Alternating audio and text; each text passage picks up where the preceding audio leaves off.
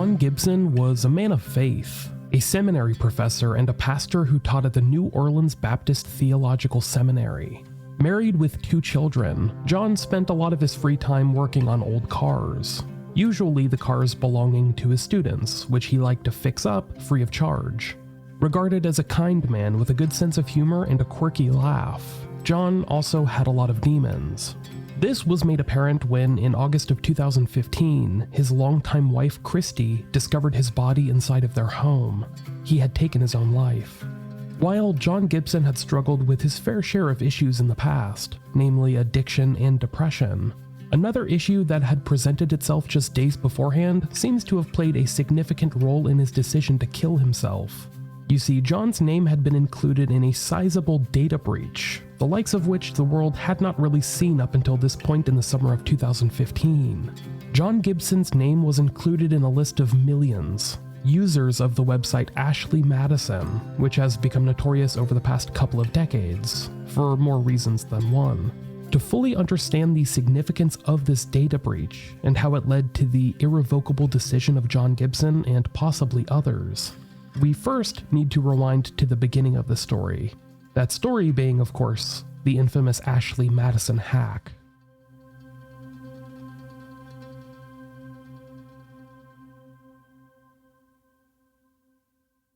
Ashley Madison was a Canadian company founded in 2002 by businessman Darren J. Morgenstern, who oversaw the creation of the site and its well-known slogan, "Life is short, have an affair." The website Ashley Madison was created with the intention of providing a safe haven for married individuals to have affairs.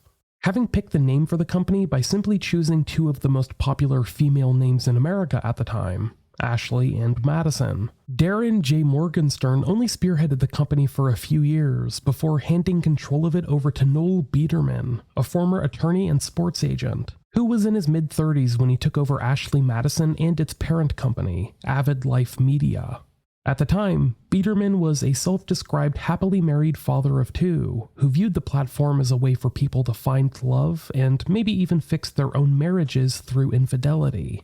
He even wrote a book on the subject, but I have no interest in reading it, so check it out if you so wish. Ashley Madison was just one of the many websites owned by its parent company, Avid Life Media. Some of the other niche dating websites and domains included Established Men, a place for wealthy men to find young sex partners, mainly sex workers. Cougar Life, which is pretty self-explanatory. Man Crunch, you guessed it, a site for gay men. Swappernet, a place for swingers to meet and chat. And The Big and the Beautiful, a subtly named place for overweight people to find love. However, among these sites, Ashley Madison was by far the most well-known and the most used, due in no small part to Noel Biederman's tenure as CEO. After taking over the position in 2007, Biederman began to heavily market Ashley Madison to the world, advertising on the internet and through some vivacious TV commercials. Biederman reportedly wrote the scripts for the commercials himself, including one with the well-known tagline, "This couple is married, but not to each other." When criticized for the original point of Ashley Madison, to promote infidelity, Noel Biederman stated, "We're just a platform. No website or 30-second ad is going to convince anyone to cheat. People cheat because their lives aren't working for them."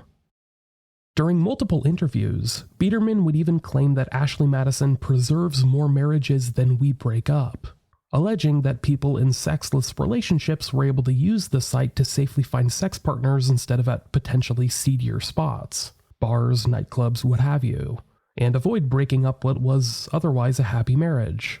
Yet, when asked about how he'd feel if his own wife used the site, he responded, "I would be devastated." Perhaps unable to grasp the irony of these contradictory statements, Noel Biederman continued his relentless pursuit to grow Ashley Madison over the next several years. In an interview with the Los Angeles Times in 2009, Biederman continued to double down on his philosophy by stating, "It's a decision they've come to already. All I'm saying is, don't do it in the workplace where it could result in someone losing their job. Don't go to a singles dating service and lie about your status. Don't hire a prostitute. Given that affairs are going to happen no matter what, maybe we should see Ashley Madison as a safe alternative." Unlike other dating sites, which mostly use a monthly subscription model, Ashley Madison had a system based on credits. You would purchase X amount of credits, and you can use them to initiate conversations with other members. On the website, you would have a profile, as would other users, and you could use 8 credits to start a conversation with them. Unless, of course, you were a woman, in which case you got to use the site for free essentially. There was also a live chat feature, which similarly cost a certain amount of credits. Yet, as you can imagine, the inherent nature of the site, acting as a vehicle for infidelity, encouraged many users to want to keep their profiles private. After all, they wouldn't want someone that they knew to accidentally stumble upon their dirty little secret. So Ashley Madison offered its users the chance to hide their accounts, similar to making a social media profile private.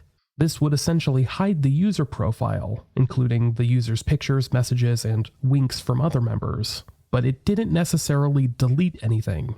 As explained by Noel Biederman and other executives at the company, this allowed the users to return to the site, to their dormant profile, whenever they so chose. Conveniently, the website also offered its users the option of permanently deleting their account, an option that cost $19 per profile. According to Ashley Madison, this one-time fee would delete any trace of the user's data accumulated from using the site, their profile, their name, their billing info, etc. According to the Ashley Madison website as of 2014, this full delete option removed the user's profile from search engines, removed the user's profile from the website, removed any prior messages sent and received, removed messages from recipients' mailboxes, including winks and GIFs, removed the user's site usage history and personally identifiable information from the site, and even removed the user's photos. Essentially, it promised to delete any trace of the person from Ashley Madison.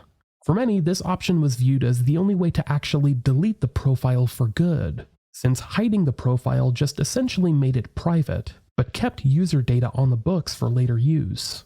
Avid Life Media CEO Noel Biederman told reporters with Ars Technica, "We've developed a product where we'll go back in time and remove photos and conversations that you've had. We feel it's more than fair to charge a nominal fee to take that away." As I mentioned, this profile deletion tool cost $19, and Ashley Madison made millions of dollars from this service alone.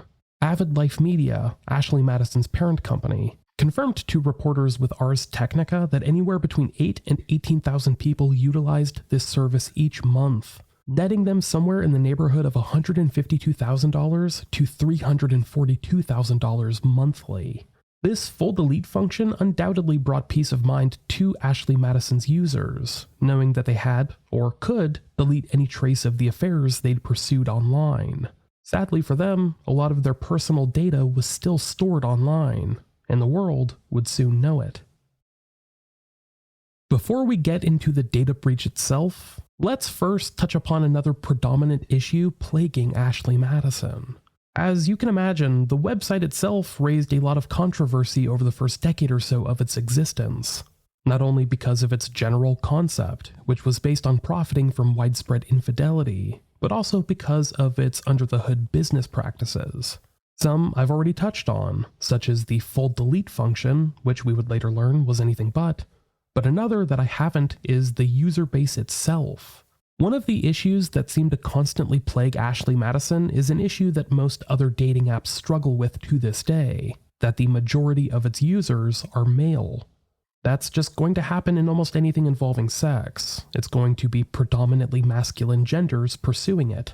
That is why from its inception, Ashley Madison made men pay for the service, while women got to use it for essentially free. They were in essence the product being promoted by the website. Much like no cover charges for women at nightclubs. It gets a lot of other paying customers in the door.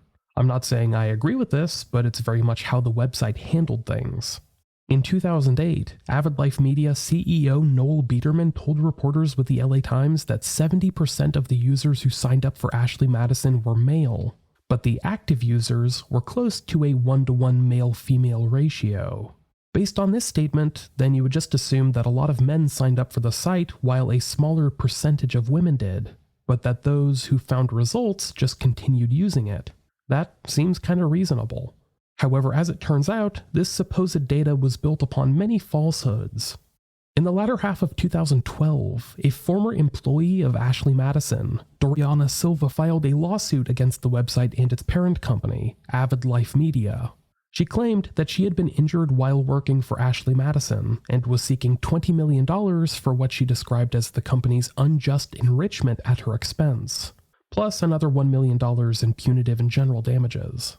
Doriana Silva was a Brazilian immigrant living in Canada who was hired to help launch a Portuguese-language version of the website, to be promoted heavily in Brazil.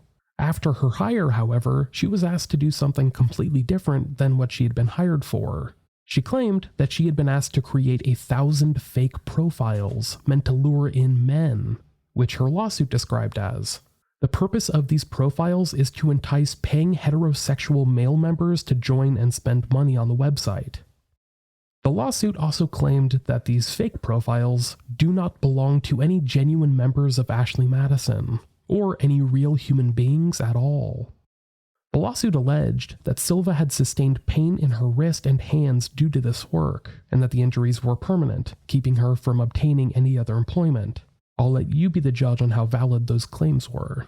In return, she was countersued by her former employer, who alleged that she had kept confidential documents that she shouldn't have had access to, which, to me at least, seems to allude to the notion that her accusations regarding fake profiles might have been based in some kind of truth.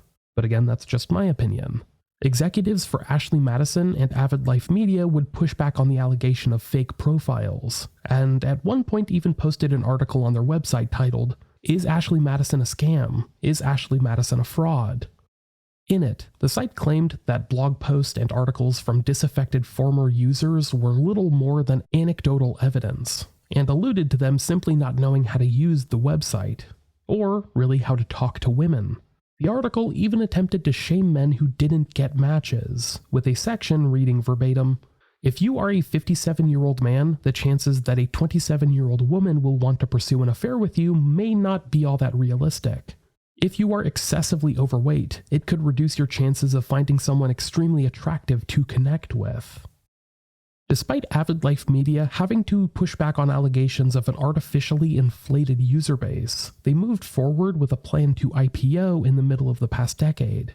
In Europe, of course, because previous attempts to do so in North America had not been successful, due to the company's controversial nature. However, executives with the company planned to raise about $200 million in funding for Ashley Madison in the latter half of 2015. Yet, the rumors of the website using fake profiles to lure in prospective users would continue throughout that time, until they were finally revealed to the world to be true. That's after the break.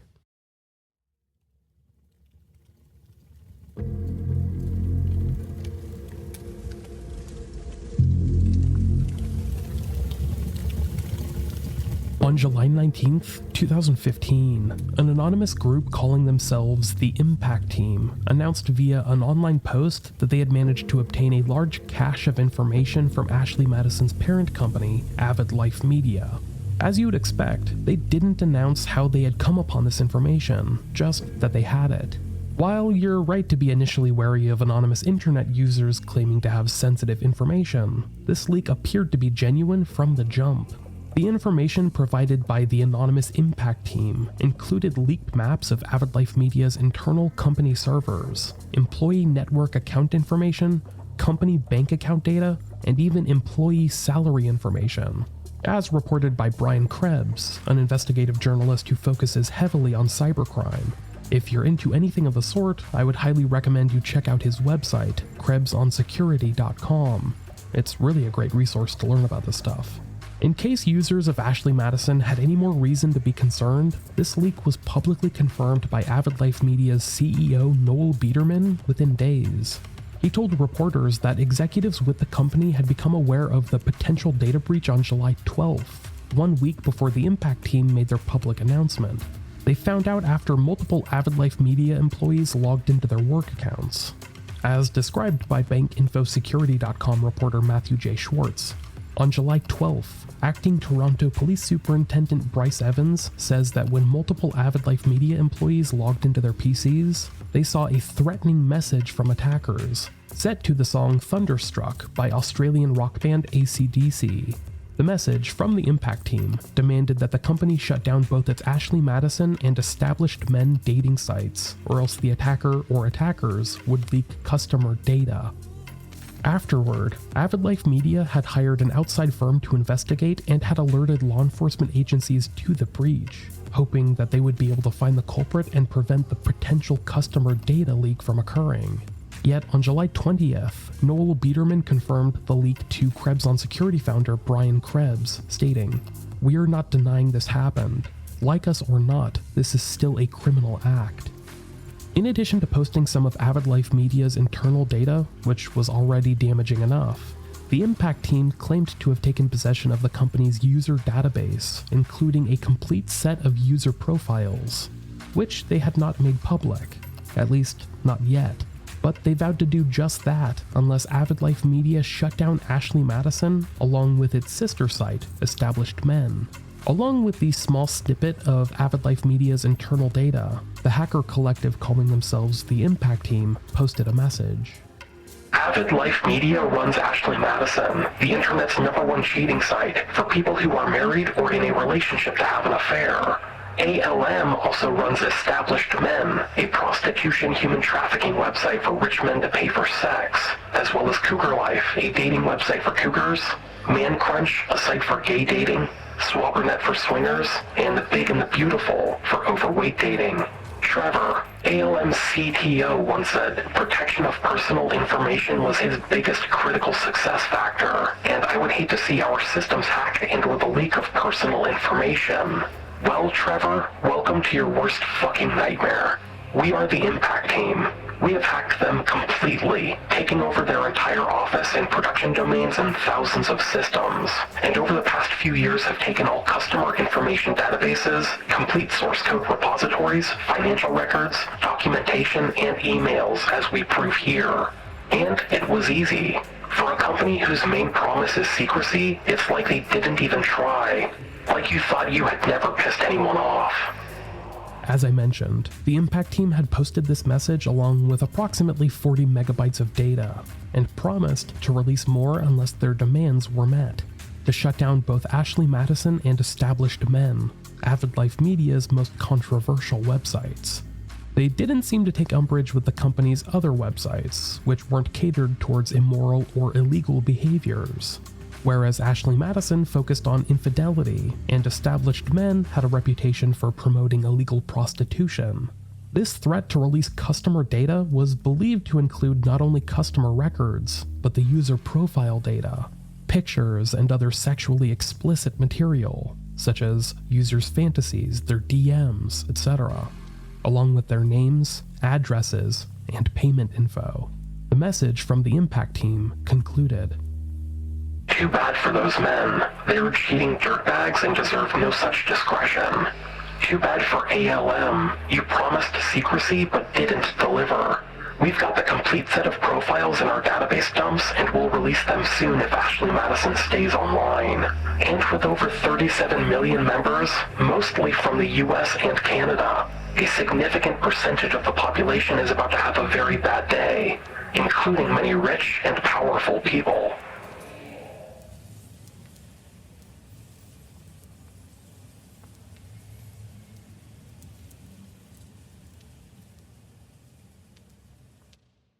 After this statement had been released, along with the accompanying internal data from Avid Life Media, executives acknowledged that the data breach was real.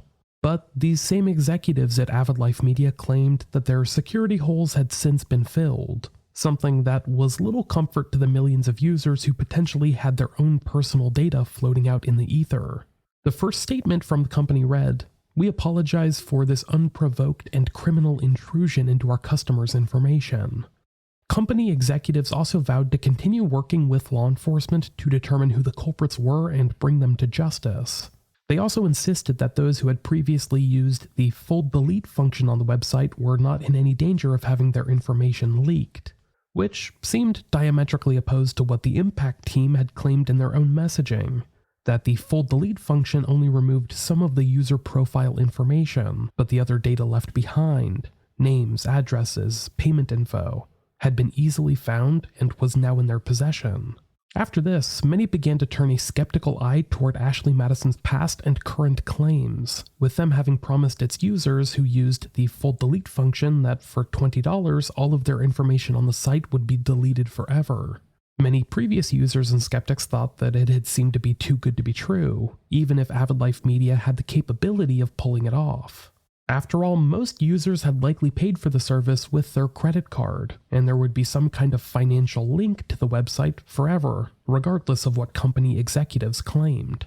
In an attempt to calm its users, on July 21st, 2015, just 2 days after the hack was revealed to the world, Avid Life Media announced that it would allow all of its users on Ashley Madison to opt into the full delete feature for free. Yet this seemed to be a bit of a too little too late reaction, and was little comfort for Ashley Madison's millions of users who'd already had their data stolen. Now they had their dirty little secret hanging on the notion of Avid Life Media shutting down the Ashley Madison and Established Men websites, with Ashley Madison being the company's most successful domain by far. As you would imagine, in a capitalistic society, the dollar reigns supreme. So the sites remained up, and Avid Life Media seemed to show no sign of giving in to the impact team's demands to pull the sites. Over the next several weeks, the threat of this data being leaked loomed large over users. While Avid Life Media insisted that it had increased security and believed that they had done enough, it wasn't until mid-August of 2015, roughly 1 month after the impact team had posted their original message, that they made good on their threat.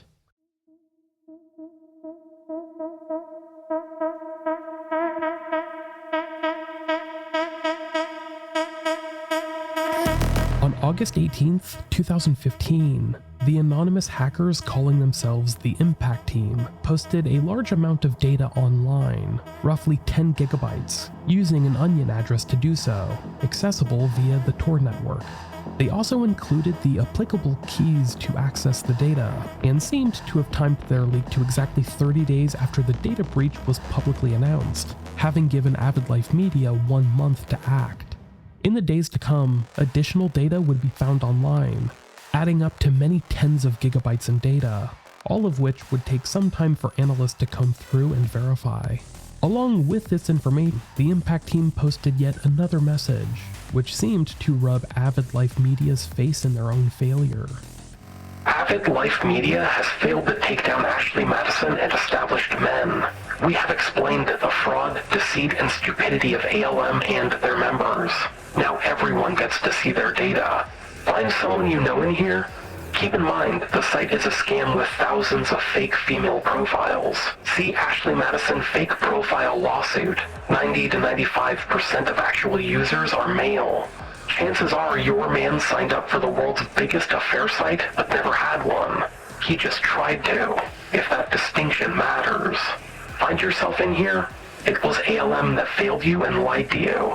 Prosecute them and claim damages. Then move on with your life. Learn your lesson and make amends. Embarrassing now, but you'll get over it. The data dump contained all of the information that the Impact Team had originally claimed to have. Not just username and profile data for millions of users, but account and login details, along with at least 7 years of comprehensive payment information, which included names, addresses, and phone numbers for most users. Among the millions of records included were at least 15,000 accounts created using .mil or .gov email accounts, which, in case you're unaware, could have only been done using government or military email accounts. But based on the data included in the leak, it was unknown which had been used to create full paid accounts, and which had been provided to the site as a prank or a goof or whatever. But the fact that thousands of people had their government-provided work email addresses linked to an Ashley Madison account was enough to question their trustworthiness. And in the case of military members, possibly enough to earn them a demotion or lose them a security clearance.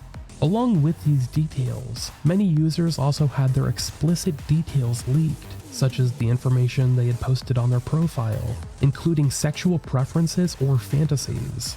As reported by Wired, one user, who lived in Ottawa and worked for Canada's Customs and Immigration Union, had posted on their profile, I'm looking for someone who isn't happy at home or just bored and looking for some excitement.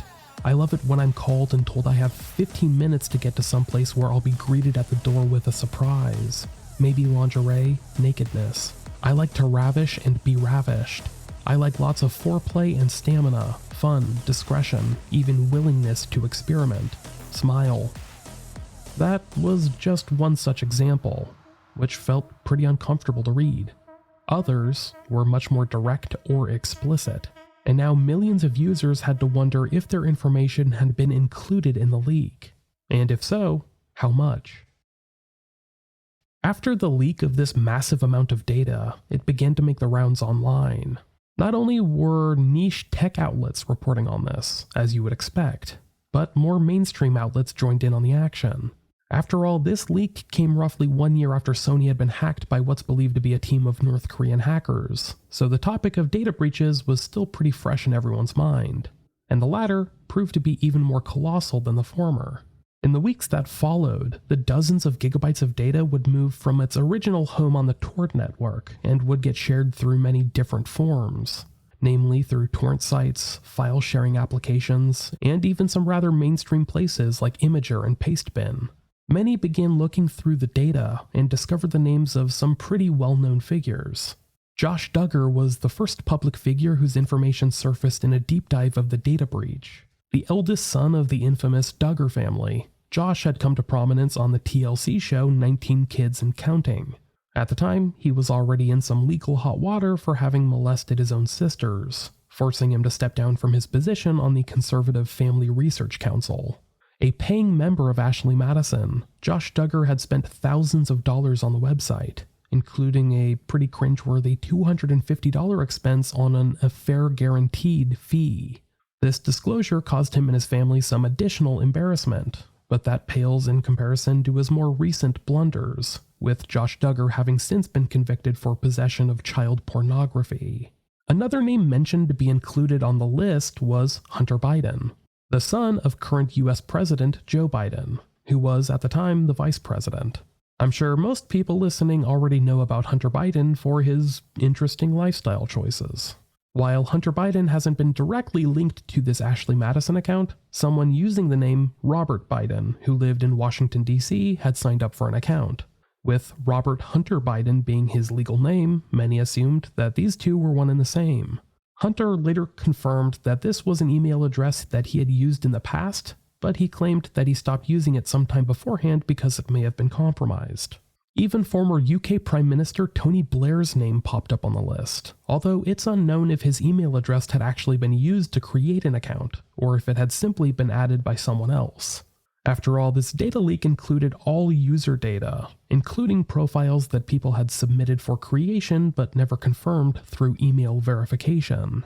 Regardless, many wealthy and influential people had their names included on the list, although not many are household names that all of us would be familiar with. Through my research for this episode, those are just the 3 biggest names that popped up, so I thought I would include them.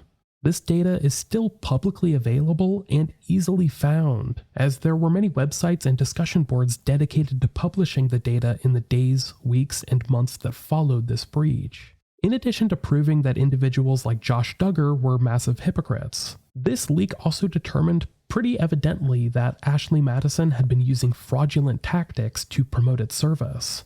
If you recall, Avid Life Media's CEO Noel Biederman had claimed that the gender split of the website's user base was roughly a 1-to-1 male-female split, having provided statistics that showed a 70-30 gender split on profile creations, but that the genders stabilized over time, leading to the conclusion you could draw that for every man on the website, there was a woman looking to find an affair partner. That was almost laughably false. Of the 35 million records leaked by the Impact team, only 5 million belonged to women, roughly 15% of the user base, half of what Biederman had initially claimed, 30%. And it's possible, if not probable, that an even smaller and minute fraction of those 5 million were real women that were active on the website. In fact, analysts found that there were approximately 12,000 women that were active users on Ashley Madison. The rest of all those millions were inactive users or fake profiles. Think about that. 12,000 women for however millions of men were using the site. The idea that this was anywhere close to a 1-to-1 gender split is comical. On August 23, 2015, just days after the data breach, the class action lawsuits began to get filed against Avid Life Media. The first came from a couple of Canadian law firms, with their claimants not seeking any damages against the anonymous hackers behind the leak, but rather Ashley Madison's parent company.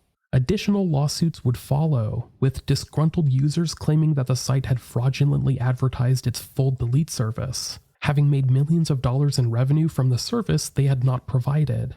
In the wake of this very damaging data breach, Avid Life Media reeled. In a statement released just after the leak, they wrote, "This event is not an act of hacktivism, it is an act of criminality. It is an illegal action against the individual members of AshleyMadison.com, as well as any free-thinking people who choose to engage in fully lawful online activities. The criminal or criminals involved in this act have appointed themselves as the moral judge, jury, and executioner, seeing fit to impose a personal notion of virtue on all of society. We will not sit idly by and allow these thieves to force their personal ideology on citizens around the world." Along with this message, ALM announced a $500,000 reward for information in relation to the hacker, $500,000 Canadian, not American, mind you, and announced that the data breach was being investigated by the Department of Homeland Security and the FBI, along with the Toronto Police Department and other relevant Canadian authorities. Despite this public show of force, though, many believed that these actions were not the moves a confident company would be making.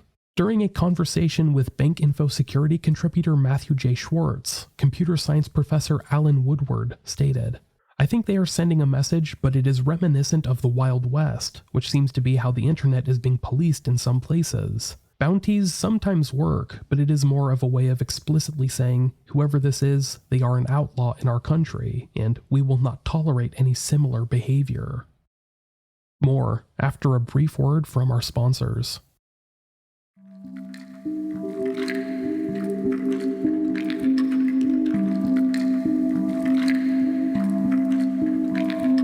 Believe it or not, the identity of the Impact Team has remained unknown.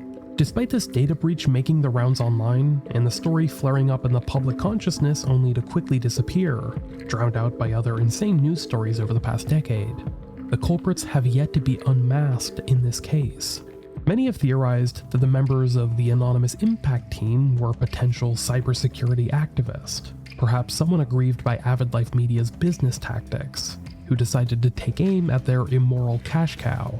Others believed that the culprits were headed by at least one former employee, someone with an axe to grind and potential access to the company's systems. The latter theory was given credence by none other than Noel Biederman, the CEO of Avid Life Media, who told journalist Brian Krebs shortly after the data breach in 2015, "We're on the doorstep of confirming who we believe is the culprit, and unfortunately may have triggered this mass publication. I've got their profile right in front of me, all their work credentials. It was definitely a person here that was not an employee but certainly had touched our technical services." Some suspected that Mark Steele, Avid Life Media's director of security, could have had some kind of link to the Impact Team. This is because he had been directly mentioned in the Impact Team's original statements from July of 2015 when they wrote, "Our one apology is to Mark Steele, Director of Security. You did everything you could, but nothing you could have done could have stopped this." However, no direct link was ever established between Steele and the Impact Team.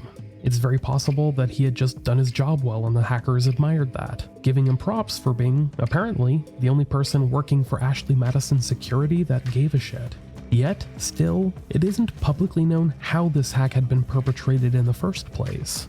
Because of the vast amount of data stolen, it was hard to pinpoint where exactly the Impact Team had gained access. For that reason, it would be hard to identify who they were. That continued even after the Impact Team themselves surfaced and wrote to reporters with Vice, providing keys to confirm their role in the hack. "We were in Avid Life Media a long time to understand and get everything. 300 gigabytes of employee emails and docs from internal network. Tens of thousands of Ashley Madison user pictures. Some Ashley Madison user chats and messages. We worked hard to make fully undetectable attack, then got in and found nothing to bypass. Nobody was watching, no security. Only thing was segmented network. You could use pass 1234 from the internet to VPN to root on all servers.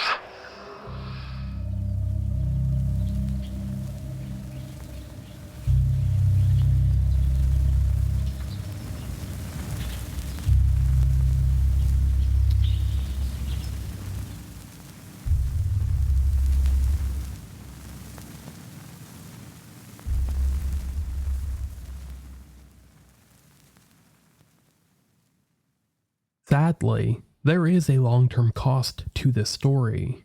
While it's nice to think about cheaters getting what they deserve, this data breach, unfortunately, has bodies attached to it.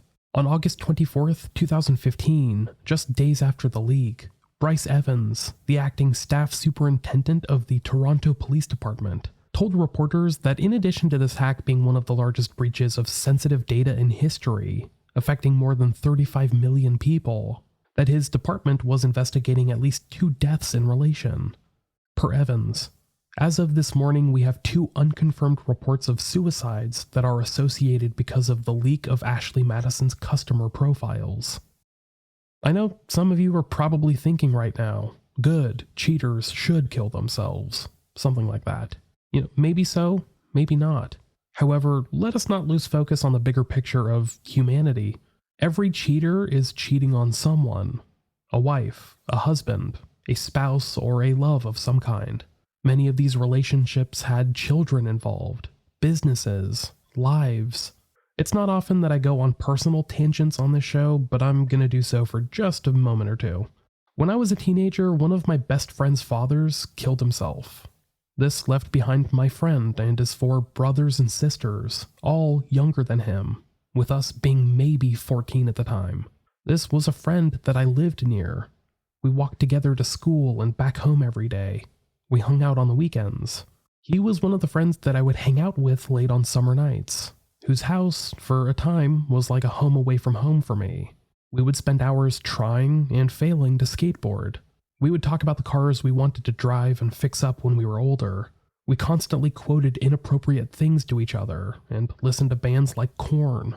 Don't blame me, those were the times. Then, one day, my friend's father killed himself. I honestly never knew his dad, but this decision kinda drew me closer to this friend. I wanted to be there for him, however much as I could as an awkward early teenager. I saw firsthand how his mother then had to take on the burden of raising her family as a single parent, adjusting from being a stay-at-home mother to the family's sole source of income, all the while raising her 5 kids single-handedly. I was there in the aftermath of that man's selfish, albeit desperate decision. While they have all since gone on to hopefully heal and live their lives, I saw that family when they were broken by this single decision.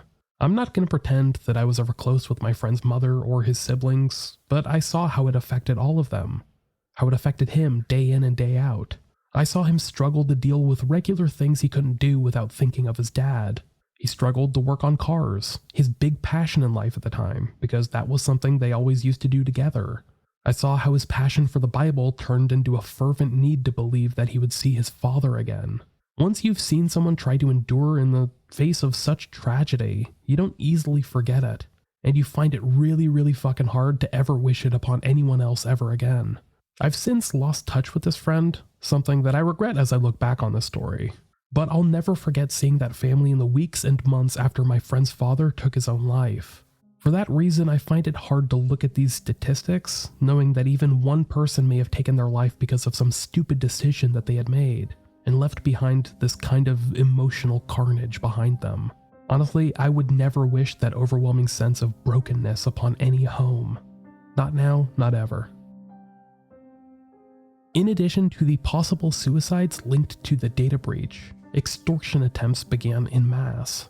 Cybercriminals simply scrolled through the databases released by the Impact team for email addresses and began sending out emails with messages like, "If you'd like to prevent me from finding and sharing this information with your significant other, then send some Bitcoin or some other kind of hard-to-trace cryptocurrency." Some people grew concerned that their lives would be ruined by the exposure from this leak, and made the grim final decision allotted to almost all of us. The same decision that my old friend's father made years ago. Among the people who made this decision were none other than John Gibson, the pastor from New Orleans, who I briefly talked about in the episode introduction. He took his own life on August 24th, 2015, just days after the data breach. And in his suicide letter, he mentioned Ashley Madison by name. His wife Christy later recalled. He talked about depression. He talked about having his name on there, and he said he was just very, very sorry. What we know about him is that he poured his life into other people, and he offered grace and forgiveness to everyone else, but somehow he couldn't extend that to himself. Christy says that this was something they likely could have recovered from, as a couple and a family, but John likely knew that he'd be kicked out of the seminary for his involvement in this immoral website, with everyone involved expected to live a moral life that reflected biblical values. He likely feared that life as he knew it would change forever in an irrevocable way, and he decided to end it instead of face the consequences. That decision was something that he and his family would never be able to recover from. They could heal and move on, but his absent presence in their lives isn't something that can be mended. As stated by Christy, John Gibson's wife, who later told reporters with CNN, these were real people with real families, real pain and real loss. Nothing is worth the loss of a father and a husband and a friend. It just didn't merit it. It didn't merit it at all.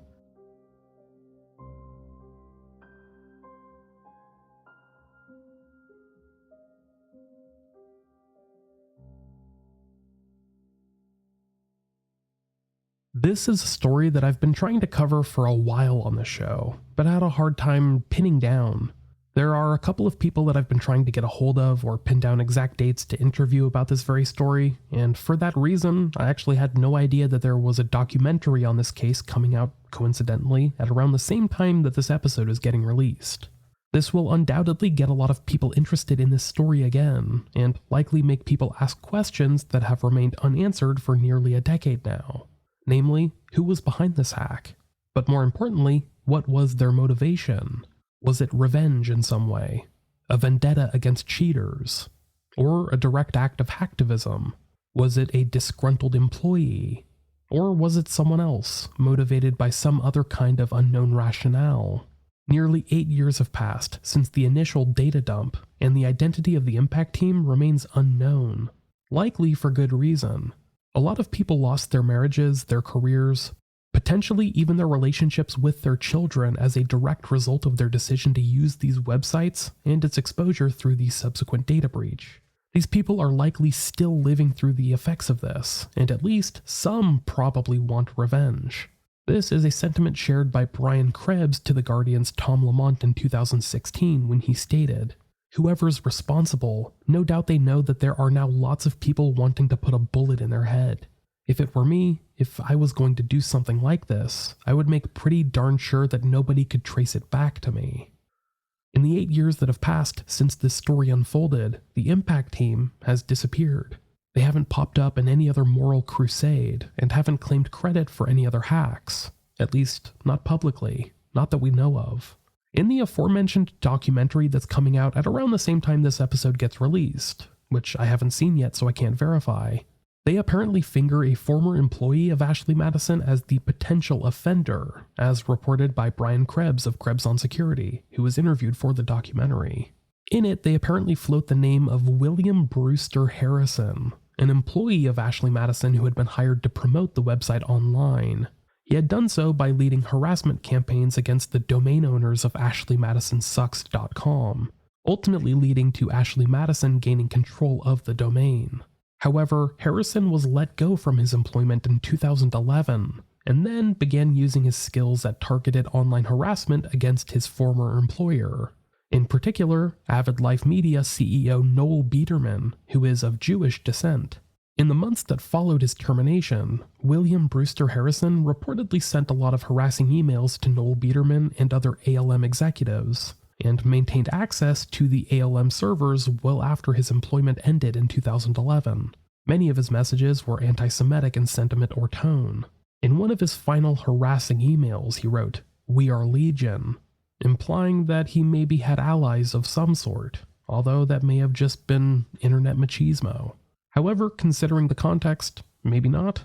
Despite William Brewster Harrison being floated as a potential suspect by ALM executives, the documentary reportedly goes into how Harrison killed himself in March of 2014, more than a year before the data breach or the first public mention of the Impact team.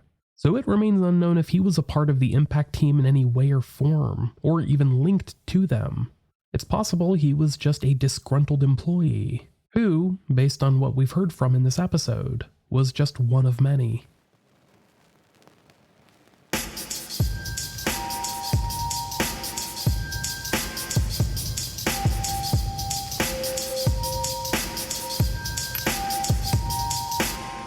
In the years since, Ashley Madison's reputation has not really recovered in the public eye, while it already had a pretty infamous reputation beforehand, not only because of its trashy commercials, but because of its entire concept really. Its reputation remains pretty tattered to this day. An obscenely large data breach will do that to you. The breach was even referenced in the first season of Mr. Robot, which happened to be airing at around the same time this leak happened. The creators of that show managed to wisely implement that story into their ongoing saga involving cybercriminals and a major hacking scandal, which I thought was pretty interesting. Yet despite all of this bad press, Ashley Madison is still in operation today. According to them, their user base is higher than ever, although it's hard to take their statements about figures seriously anymore, after such a high-profile embarrassment on that front. However, maybe it's possible that some people just don't care about being potentially embarrassed by this in the future. There were changes to the website and its parent company though. On August 28, 2015, just days after the data breach, Noel Biederman stepped down as the CEO of Avid Life Media, with the company stating that the two had gone their separate ways in the best interest of all involved. Shockingly, leaked emails seem to allude to Biederman himself carrying on several affairs during his tenure as CEO, which, as far as I'm aware, remain just allegations. Not that anyone's surprised really, or even cares all that much. The following year, Ashley Madison's parent company, Avid Life Media, rebranded itself as Ruby Corp and appointed a new CEO, Rob Segal. As I mentioned, they're still in existence today and claim to have a higher user base than ever. The other website affected by the leak, Established Men, is also still online. Both of the sites still exist and are still out there, waiting for new users to sign up. I can only hope that those who do sign up on these websites remain cognizant of the risk, not only by giving this company their data, but by making such a rash decision to shake up their sex life, especially when they've seen or heard how drastic the consequences can be. As of this episode's recording, the story of the data breach commonly referred to as the Ashley Madison hack remains unresolved.